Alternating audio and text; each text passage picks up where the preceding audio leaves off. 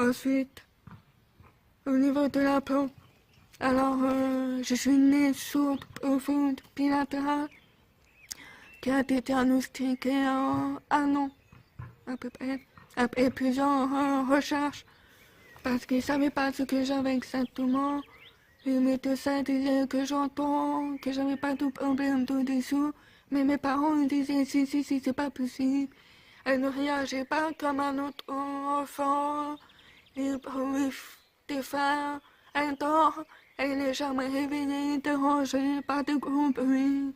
Il y a quelque chose qui ne marche pas. Mais pendant les tests, par exemple, le médecin, il avait des jouets. Quand on appuie dessus, il y a le son, il y a aussi la lumière.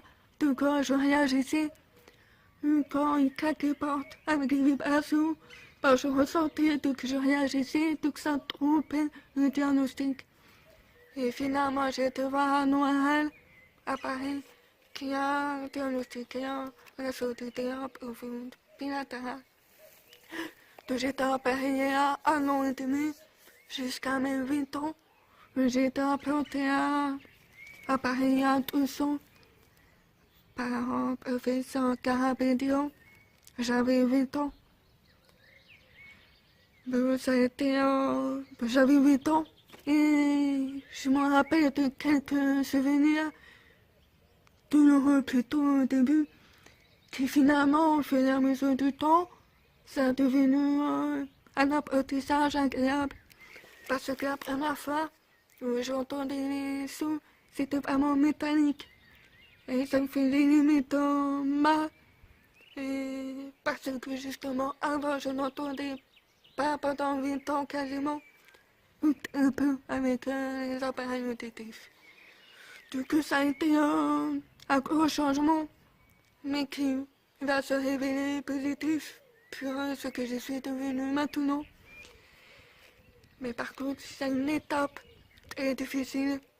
Non, il faut beaucoup de soutien, beaucoup d'apprentissage à analyser les bruits, puis qu'ils deviennent quelque chose de compréhensible, à pouvoir distinguer et se dire, bah oui, ce bruit c'est ça, ce bruit c'est ça.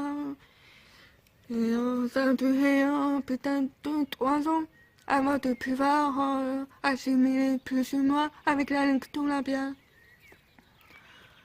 Ensuite, les séances orthophoniques sont aussi vraiment très importantes. Il ne faut pas négliger cette partie qui fait partie intégrante de l'apprentissage auditif.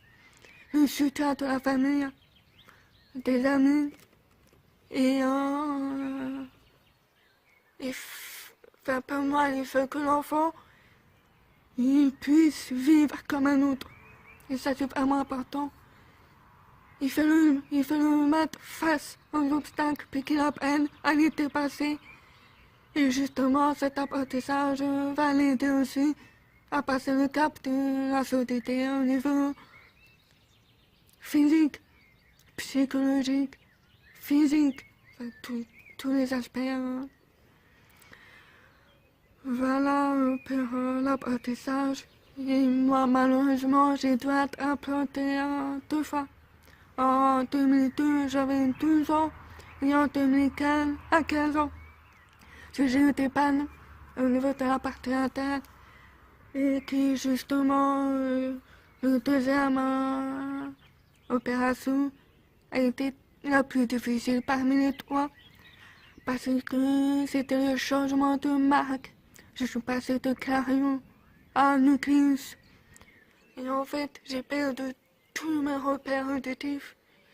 Donc, en gros, j'ai recommencé à zéro l'apprentissage auditif, le suivi orthophonique et tout le reste qui va avec. Et la troisième opération a été plus facile puisque c'est la même marque. Et il y a juste un petit décalage au niveau des repères auditifs que j'ai rapidement appris à distinguer, comprendre, voilà.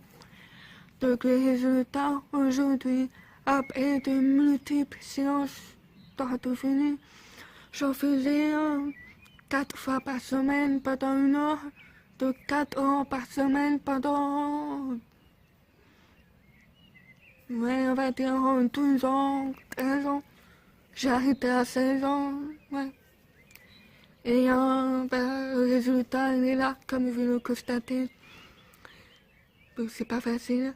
Donc il faut surtout ne pas oublier, il faut aider l'enfant à grandir sur tous les aspects.